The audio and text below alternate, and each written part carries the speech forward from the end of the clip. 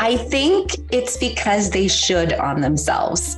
You said it right up at the top. I should be on social media. And whenever we come to something with that mindset, we're putting a whole bunch of expectations on ourselves that probably aren't realistic. When we're actually building out a social media marketing plan for a small business, we're looking at how much time do you actually have to spend here? What are the actions that are going to move you closest to your ideal client? And what is the flow that's going to be able to make you do that consistently? And I think health coaches are probably very familiar with this idea of shoulding, because people come and they go to the store and they buy all the fruits and vegetables and they decide they're going to, go all keto or whatever it is that they're going to do. And then a week later, they've fallen off because they put the expectations way too high. When we're looking at your business and when we're looking at building social media marketing for your business, this is a long-term plan, just like with our health, right? It's a long-term plan that we put in place to take care of ourselves. We can't just tomorrow eat broccoli and be like, I'm good. So, that's what you want when you're looking at your social media.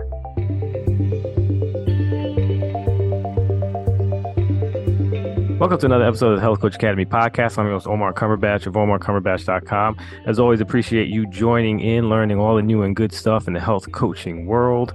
I have an amazing guest, and she is going to help me out with one of my biggest shortcomings, and that is social media. Her name is Litt, and she is the founder of Lil Shameless Plug. That's a social media company, and she's just coming on to drop gems about how exactly we can navigate this social media world, and especially if you're like me and don't want to be bothered with social media at all. So she just there's so much to dive into, and I just can't wait to get into the show and share her with this audience. But as always, please leave a rating and review so that I can continuously get awesome guests like Lauren. And of course, my podcast course is out. Jump on the website under courses at OmarCumberbatch.com, and then you can get a little preview of the course. And if you know anybody who's interested in starting a podcast course so that they can build up their business and boost their sales, send them over that way. And one of the good things about this episode too is, even if you're into podcasting and want to just utilize a social media component, Lauren dropped some gems on that as well. So let's jump into the show. Hey, Lauren, how are you today? Welcome to the show. I'm doing pretty good. I mean, we're both dying of heat, but I think we're going to survive. And on both opposite sides of the country, which is amazing. That doesn't make any sense whatsoever, but it's okay. We're going to get through it. We're going to do this quick. And if we start sweating beyond belief, we're going to have a part two.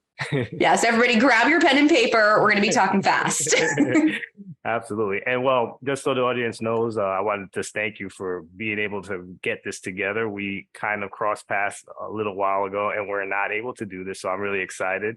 And this is definitely a topic that is completely selfish for me. Good.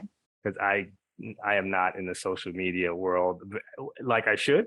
And I saw on your LinkedIn profile, so I'm going to just read it off. And I was dying when I read it. You said you are the president and founder of the I Don't Like Social Media Club. Yes. Hi. I love that. I was dying laughing because if I had something to say about my own self, I probably would have said that. But unlike me, you're doing something about it and you are killing it out here. So I want to give you an opportunity to talk about what you do and how you're so effective in the social media space. Thank you, Omar. I mean, for years I've struggled with this, right? Because I'm also an actor. My company, Lil Shameless Plug, is actually my quote unquote other dream job. This is my side hustle, which has become much bigger than a side hustle now. I've got 7 employees and we work with a lot of full service clients. But for years, I understood the power of this marketing thing that was happening online because I came to it from a storytelling point of view. Mm-hmm. But I don't like social media. I've had a really horrible experience. So now you call it doxing, but back in the day, it was just being bullied online. And I really understand the pitfalls of social media. I'm also neurodivergent. So people who are neurodivergent, people who have any kind of artistic sensibility tend to feel the dopamine crash of the social media platform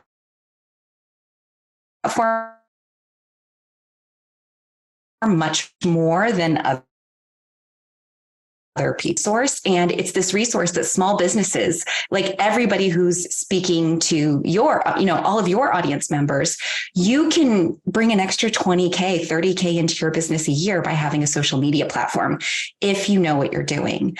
And so I just don't want to leave this free resource unavailable. And especially for people like health coaches who are looking to really improve people's lives. Like that's such an important job you all have. So I want to be here to help you get on social media, to set up boundaries for yourself around social media, and to really get good at least one platform so you can harness the power. Yeah, no, I love it. I definitely want to dive into a little bit about it. So like, what are some of the keys ways like that you have seen recently about why people struggle specifically with being consistent with social media? I think it's because they should on themselves. You said it right up at the top. I should be on social media. And whenever we come to something with that mindset, we're putting a whole bunch of expectations on ourselves that probably aren't realistic. When we're actually building out a social media marketing plan for a small business, we're looking at how much time do you actually have to spend here? What are the actions that are going to move you closest to your ideal client? And what is the flow that's going to be able to make you do that consistently? And I think health coaches are probably very familiar with this idea of shoulding, because people come and they go to the store and they buy all the fruits and vegetables and they decide they're going to, go all keto or whatever it is that they're going to do. And then a week later, they've fallen off because they put the expectations way too high. When we're looking at your business and when we're looking at building social media marketing for your business, this is a long-term plan, just like with our health, right? It's a long-term plan that we put in place to take care of ourselves. We can't just tomorrow eat broccoli and be like, I'm good. So, that's what you want when you're looking at your social media. So what do you think is the hardest part of social media? Because I always found that it was very hard to come up with content specifically. That's why I kind of chose the path of a podcast, because guests like yourself. For me, the content is easy. And that's because my realm of genius is in seeing the spark in someone, like Omar, when I heard you on a different podcast before you and I met and chatted, and I was like, oh, I know exactly what we can do. Like, I just could see it in your content. I do think, though, that it's your former question. It's that consistency, because anybody can put out one or two posts, but it's that idea of what are the pieces that my audience needs to know about me in order to know, like, and trust me in order to buy from me? And how can we deliver that into content? And how can we do that over a period of time? Wow, so I'm really going to get into the selfish mode and ask, so what did you see about me that you were like, okay, I got that. And what was that idea that sparked in your head about? Okay, here we go. So number one, you come off as just the kindest human. I will tell you that, you are just you come from this really beautiful space of offering up your knowledge. And from what I took from the podcast I was listening to is this true understanding that, without really taking care of ourselves, we can't do anything else in this world. And so that, and is that wrong? Why do you do what you do, Omar? I'll ask you that.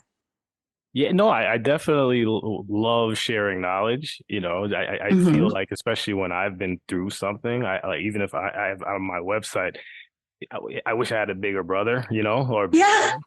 So I don't have to learn everything on my own. So being the big brother, I always love to just say, this is what you got to do. I love telling people not to go down the dark alley. Yes. It's real simple if you just listen. And I never really had anybody necessarily to guide me in what I was interested in doing. So that's kind of what And again, like I said, I have great parents, everything like that, but they didn't go down the same path as I did. I like Yeah. to just share the knowledge that I do come across.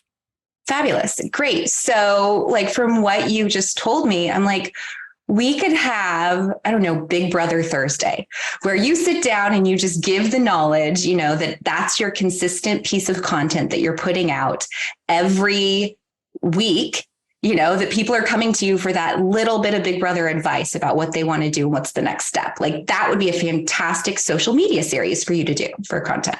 Oh, that's interesting. There you go. You're welcome. Stolen, exactly, stolen. I got it. Yeah, so let's speak of the consistency, because at the end of the day, you just gave me an idea where it's just on Thursdays. Like, how often do you have to do that? I think that's kind of what a lot of people started getting stressed out, especially back when I started, like maybe 7, 8 years ago specifically. They were telling, oh, you got to post 6 times a day. You got to do this. You got to do that. Can you talk about that a bit? Absolutely. And things constantly changing. So the advice I'm going to share with you is applicable today, which is sometime in the very hot summer of 2023.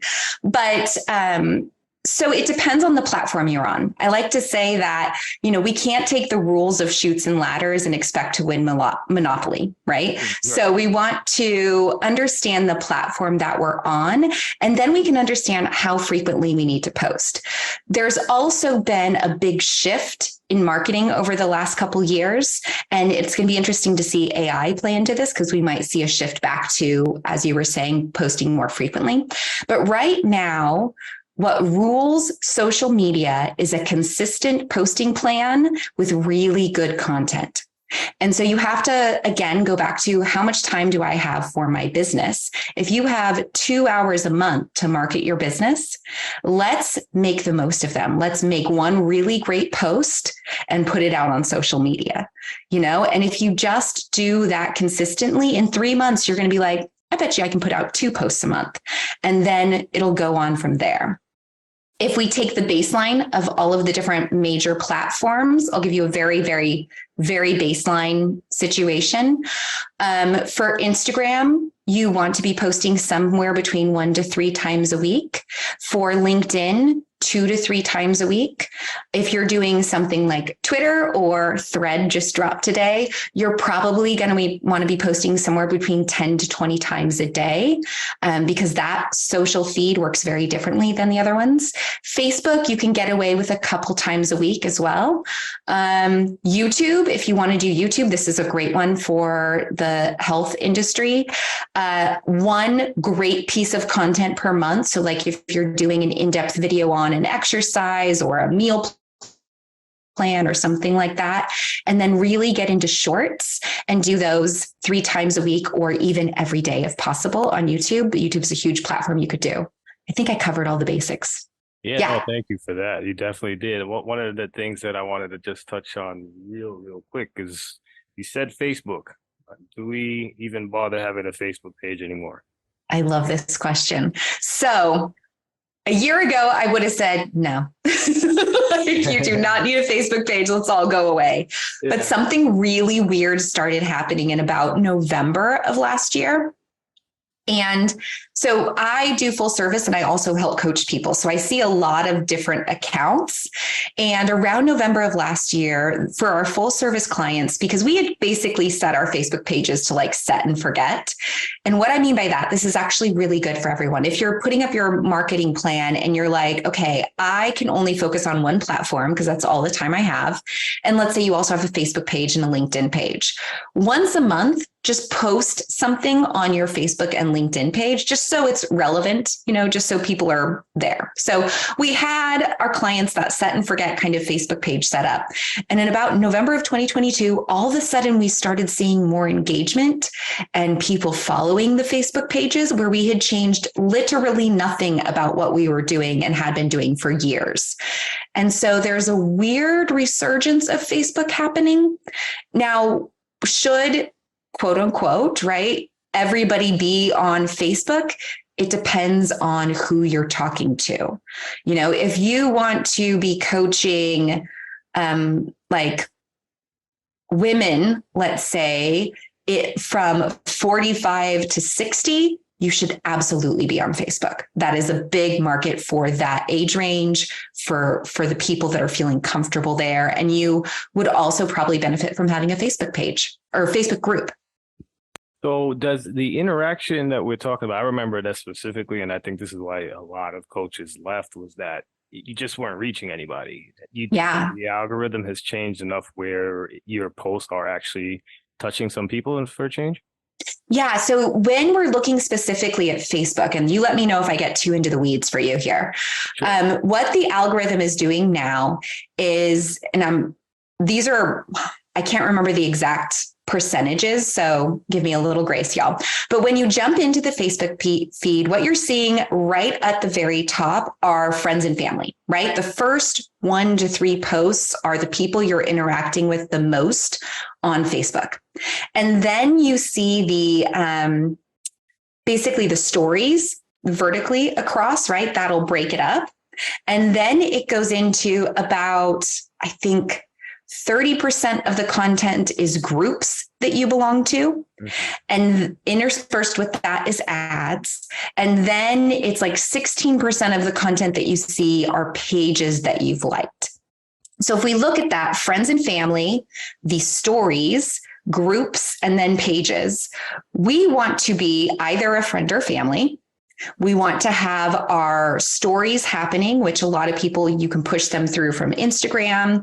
If you are using Meta Business Suite, it's really easy to create stories. Meta Business Suite is free to use. You want to be in that top third of the content that's coming through. And then you want to have a group, because if you can get people into your group, they're probably going to see the content. A Facebook page is still there, right? I think it's, like I said, I think it's like 16% of the time you're seeing that in the feed, but it's much less than if you are someone's friend or if you are in a group with them, or like I said, in those stories. I don't want to stay on Facebook too much, but you just brought up some interesting things. I remember one of the tactics that I heard was to have your friend page be your business page. Is that a thing still? You can.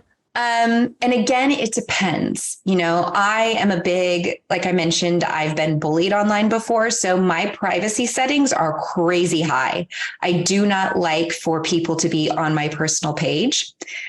If you're like, I'm literally only setting this up for my business and I'm going to have ideas around the content that I'm putting out there, yeah, you can absolutely use your regular page. I would recommend you also set up a business page and think of that business page as a website or like a blog, right? Like way back in the day, we had our little WordPress blogs, and it was kind of the basic information about your business and then the most current article that you wrote. So think of your Facebook business page more like that. And your personal page is the one that can move around and really get connected with people. Gotcha. So I don't think you mentioned Pinterest, and I've had a Pinterest page and I've had someone work on my Pinterest page for me and she was fantastic. And I got a lot of traction from there, but I have no idea how the hell she did it. So Pinterest is so good. So Pinterest, LinkedIn, and YouTube are what I call my 3 secret converters. Pinterest, LinkedIn, and YouTube, all 3 of them have higher conversion rates off of platform than Facebook, than Instagram, than Twitter, than any of the other true social media sites. Okay. And the reason for that is, and probably what? Oh, sorry, what? Yeah, I was going to say, can you also explain the conversion rate as well? Yeah. Yes. Okay. So one step back is conversion rates. When we are on a social media platform as a business, our goal is to get them to buy from us. And most of the time, they're not going to be buying right on platform, right? They need to go over to your website to book a session, or we want them to, get on our email list. We're trying to get people off platform and into a space where we can directly communicate with them. And so when we're looking at conversion rates, oftentimes you're going to expect somewhere between a 1% to 3% conversion rate off platform, which is really low, right? Right. But as small businesses, let's think I'm seeking 6 more clients this year. We are halfway through the year and I only need 6 more clients. So if we look at Instagram as my, what I call a hero platform, the platform I spend the most of my time. When I look at my hero platform, I have almost 700 followers now on Instagram.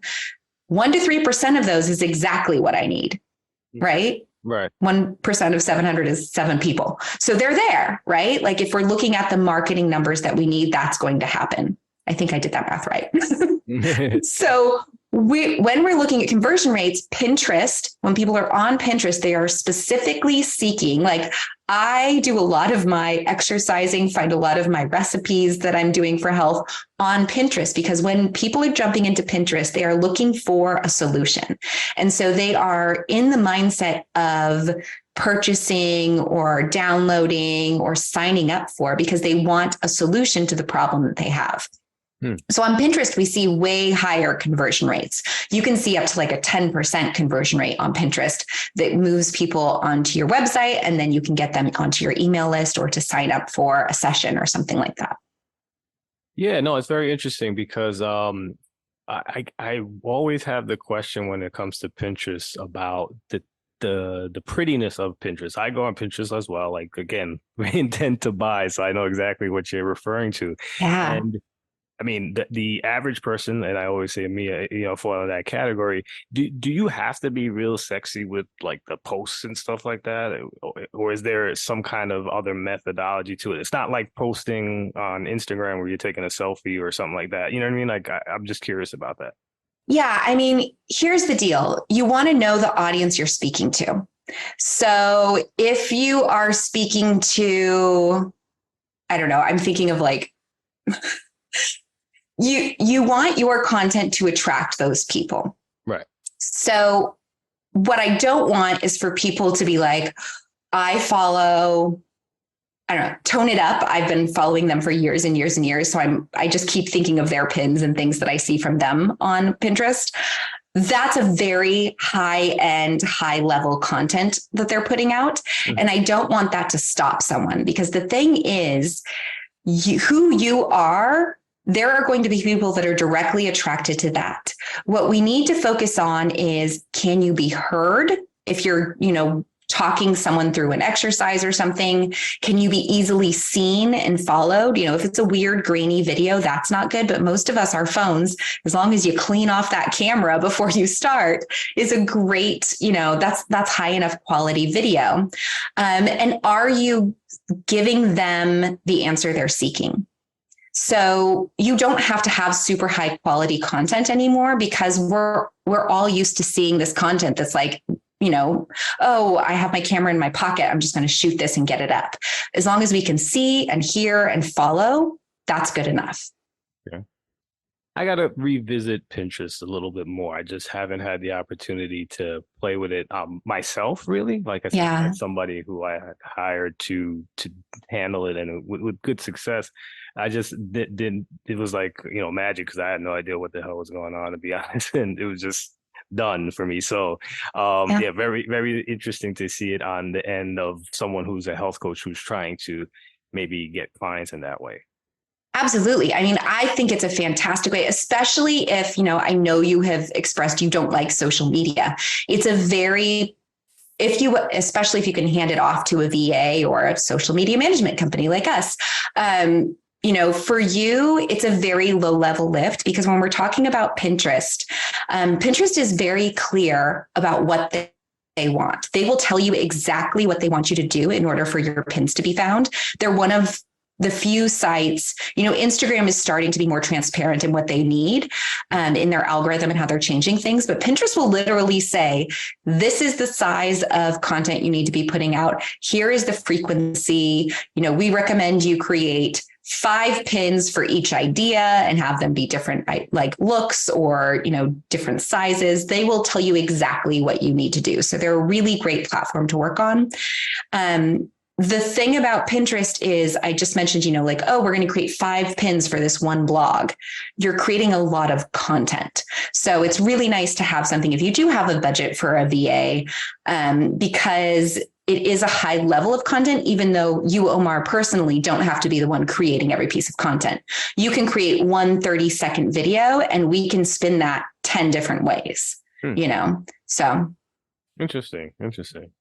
Yeah. So I guess I'm very curious to stay into your big three. So I'll jump into LinkedIn because, like you said, there's a very, very big conversion rate there as well. Can you go into LinkedIn a little bit and why it's so powerful when it comes to picking up clients? Absolutely. I really love LinkedIn because it's so unsexy, right? Like everybody's like, oh my God, LinkedIn, that's for businesses, that's whatever.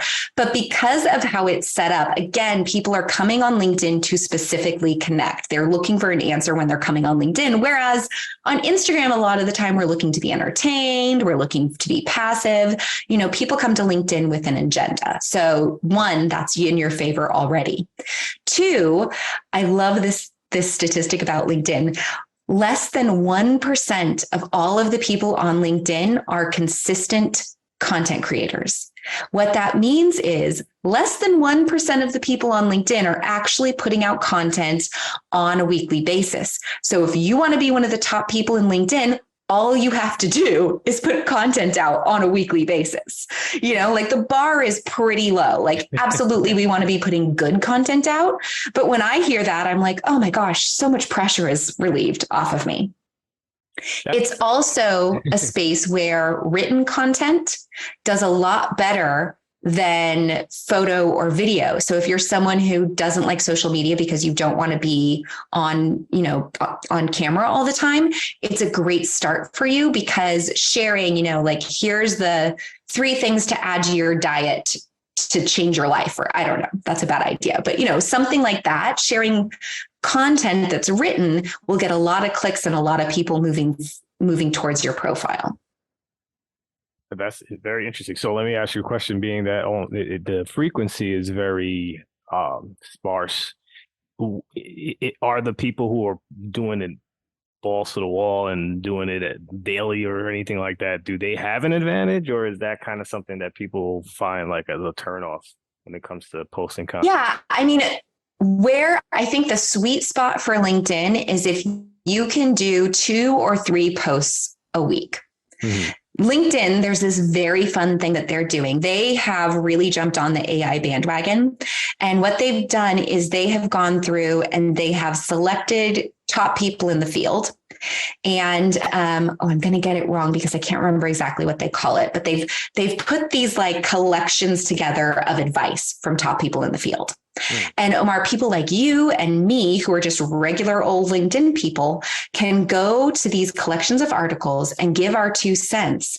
And LinkedIn will recognize us as having they put like a special badge being like, oh yeah, look at this great contributor to our community. And so you immediately get popped up by just commenting and, being a part of these larger conversations. So having your own content a couple times a week and then going out and commenting on or engaging with other stuff that people are putting out, that puts you in a great spot to be found on LinkedIn. Yeah, I definitely like LinkedIn for a variety of reasons. The 2 that you just mentioned, I'm comfortable in those places because I guess, like you said, it kind of, they don't feel like social media, particularly to me. And, that's why I kind of like it. But I'm going to jump into the 3rd one, and you mentioned it. YouTube is, I guess sometimes you forget it's a social media platform, right? I always think of it like, just a video kind of thing, but it definitely has those qualities to it. Can we talk about that for a couple minutes as well? And yeah. So YouTube is so powerful because it is owned by Google. Right? Mm-hmm. YouTube and Pinterest are actually search engines. They're not technically social media sites, but we can treat them as social media, in that, like when we think of content and putting them out. So YouTube, especially because you're a podcaster, is a fantastic place. And for any of your health, coaches, if you have a podcast, the number one thing I want you to do is go onto YouTube and claim your podcast channel. This is something brand new to YouTube in 2023. And they have found that a lot of people listen to podcasts through YouTube. And they do that because, internet connection is spotty, or they, have a work space where they can stream YouTube, but maybe they're not able to get their podcasts. And so there were a lot of podcasts that were being ripped and put onto YouTube, and people were finding podcasts there and listening to them there. So in order for content creators to own their content, YouTube was like, you know what, we're going to start a podcast section of YouTube. And so number one, if you have a podcast, go on there. It's very easy. You just click on it. If you need some help, reach out to me. I can help you get on there. But the other thing YouTube has done is they've created shorts, which are basically their answer to TikTok. You know, they're a short piece of content that's filmed vertically. It's meant to be mostly seen on your phone. And I do YouTube for clients, but I like to share this story about myself because I'm my own worst client. You all go ahead and look at any of my social media feeds. I am terrible. And so I put out a short. So I've had a YouTube channel forever and ever, right? Like I rarely put content up on there. I'm just not interested in that, or I haven't been interested in that game, I should say. And I was like, okay, I was working on shorts and figuring out for my clients. So I took a short or a reel I had created for Instagram. I uploaded it to YouTube, right? So it's not even like perfect for YouTube, whatever. And I immediately got 4 subscribers and like thousands of views on this short. I was like, what is this? Like so easy, so simple. And I still that was several months ago. I've had 2 subscribers per month from that short I did, which was literally me saying, this is your social media affirmation for the week. And I just said something. Like it was the simplest, silliest piece of content. And I have people subscribing to my channel where, you know, like I've put up videos and trainings and all of this stuff before and not had that much traction. And that's my little micro version of it. But when we're doing it for our clients, and when we have clients who are posting in a consistent way, shorts are the number one way to be found and subscribed to right now. And they're so easy to do. You can literally, if you are on Instagram, or if you are on TikTok, or if you are on, you know, Facebook, putting into the stories, just put that content up into YouTube as well. Wow. Interesting. Yeah, no, I definitely have to check that out. I'm also curious. I want to spin back with another selfish question about the podcast. Good. When you go on this, you know, to claim your podcast channel, do you upload just your audio, or do they upload your audio? Do they require you to? So you do have to upload the episodes. Okay. What we do for a lot of clients, depending on if you have a visual element to your podcast or not. So if you know, yours doesn't really have a visual element, which is absolutely fine. It's worth your time to go onto Fiverr and find someone who does I'm going to say cartoon work, and that is not the right thing, but someone who can create like a little short, repeatable video that's like, you know, the health podcast, and, you know, shows like a video and is just like a visual element that moves, and have that play on repeat and pair your audio with it. So not an audio wave, but something that's visual that maybe goes about 10 or 15 seconds and that can be on a loop. And then just use that paired with your audio and upload that as your podcast. Another selfish question you give me, my mind is going crazy. Oh, good. Try. And again, listen, there's a lot of podcasters out here. I actually have a podcast course, so I know that they're listening to, you know, they're creating their own courses, and this is a fantastic resource. And I will add this to the content just so you know, and I will do it. All the credit, Lauren. Yeah, there's these So what about when you do have a guest like me and you, and we're just talking? I mean, these loops that you're referring to, it just do they work in the same context? Or I remember back in the day, I used to say when I talk, my picture comes up. When you talk, your picture comes up, and it kind of goes in that kind of stock way. I mean, is that something that people are enjoying, or it's like, or like I said, you have to be a little bit more sexy to cover? Yeah, I mean, you could totally have it be as simple as that. For me, I'm thinking like, okay, now we have to have an editor switching between our photos when that's happening. So that feels like a little bit of a heavier lift. The idea is we just want a little bit of visual interest at the beginning, because if they are your podcast fan, what's happening is they are turning on your podcast. And unless you're a celebrity, for the most part, you know, like it's playing in the background. They're not even watching. So we just want to have kind of like a fun little intro or something. It is not as good as actually having people's faces and, seeing that. But for what we're talking about right now, just getting and owning your podcast, like that's the quickest and easiest way for you to do it. Yeah, that was interesting. And you do get results. People will follow and people will subscribe. That's great. Yeah, just I don't know if this is in your wheelhouse because I just put this together. Speaking of AI, like what you're describing, Pictory, you ever heard of Pictory? No. So Pictory. Ooh, a new tool. Yeah, really scary. Well, really cool. So like you had said, I can basically take the text of, say, the podcast and put it in Pictory, and what it does, the AI generates like little video clips to each scene. So as wow, it's bugged out. Like, so I did like a sales page for like a video sales page. This is like 6 minutes, but I just took my sales page, uploaded it, and then the AI gave me stock videos that associated with the keywords to my video. And it looks like a Ozempic commercial, for lack of a there are all these people doing weird stuff, but kind of applicable to what I'm saying. And I guess you could do that on YouTube too. Absolutely. Absolutely. I have it open right now. This looks fascinating. And it's $19 a month. So for, your average podcaster, that's pretty affordable. Oh, yeah. And when I tell you it took it 3 minutes to kick a video back to you, and then you can, play with it and do whatever you want after that. But literally, when I tell you it was 3 minutes for the entire montage video.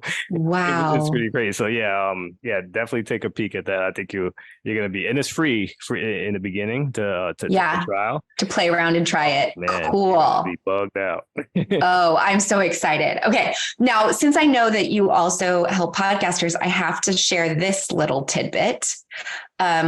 Please stop sharing audiograms on social media. They don't work. I know we all love them. I love them too. They're so cool. I love seeing that little waveform happen. Like we all feel really special. No one is clicking. No one is watching. People just scroll right on past it. So what I actually really love to do is what I'm going to ask you to do, Omar, when we're done, take a picture of yourself with the person right after you're done, or a little boomerang or a little video clip so you can share that on your social. So it's like, hey, here's behind the scenes of us doing the podcast.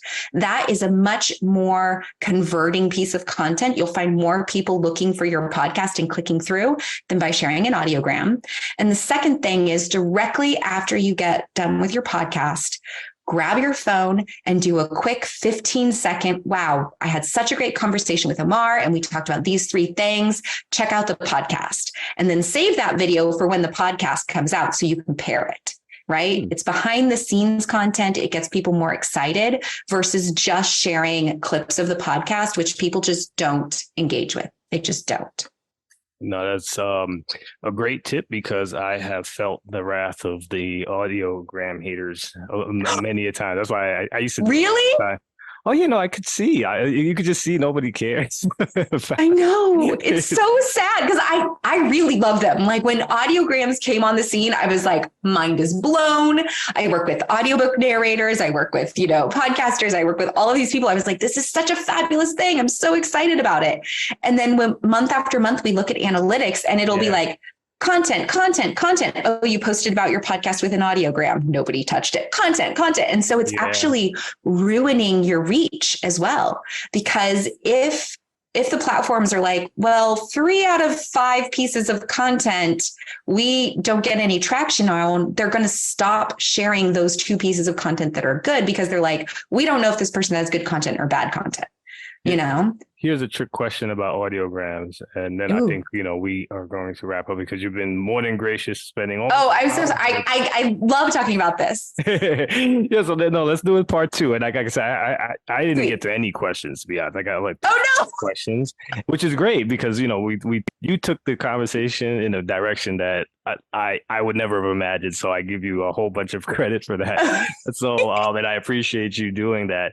Do audiograms have a place? Like, can you put an audiogram on another platform and maybe it's like, I kind of think maybe on LinkedIn, I'm not saying, I don't know. I'm just saying LinkedIn, maybe someone may like it, or that crowd may like it, or audiograms are just dead in the water. We're not really seeing it. The one place where, so I have a very specific instance where we're using audiogram things and it's actually not doing terrible. And that's actually YouTube Shorts. And the reason we tried this is because the client of ours, she's going through chemo and she was like, I do not want to be on camera for 6 months while I've lost my hair. And we were like, 1,000%, we hear you. What else can we try? So we are doing that. Does it work as well as other content? No.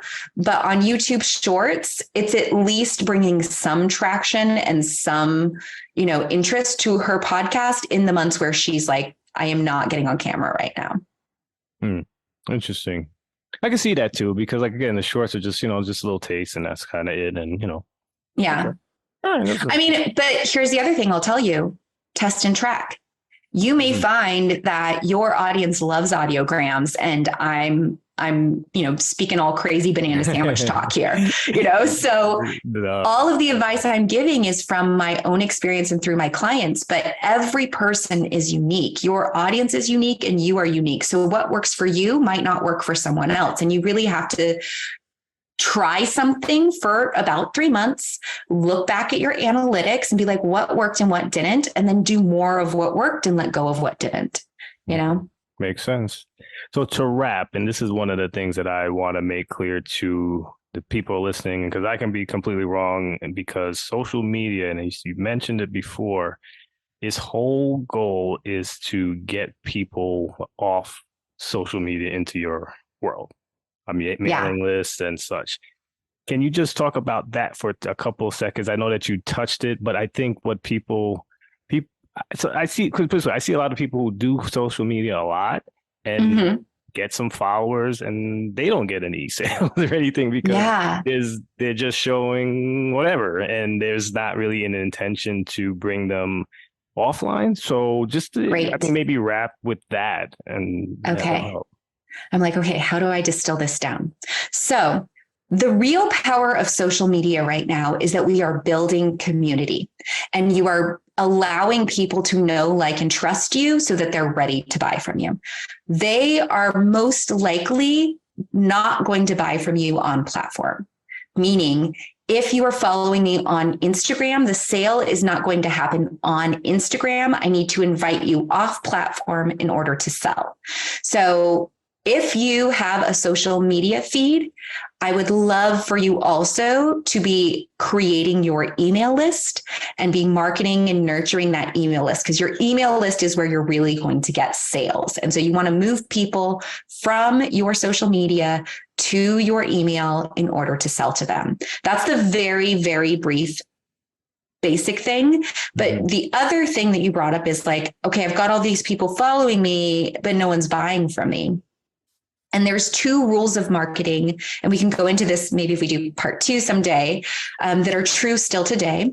One of them is called the rule of 7, which is really in this time and place more like the rule of 10 to 12. And what that means is someone needs to see your offer at least 7 times before they're going to buy from you, which is why we lean so hard on consistency and how it rules social media. The other rule, it flew right on my head. It's the rule of 7. And then it is the 80-20. That's what we call it here at Little Shameless Plug.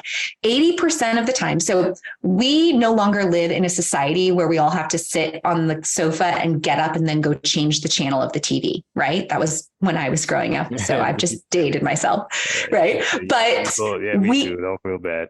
Okay, good. We live in a world that is constantly pulling attention in multiple ways with a very sophisticated audience. So if you come on and do push marketing, being like, buy Colgate, Colgate's great, buy Colgate today, they're just going to turn off and go into another area, right?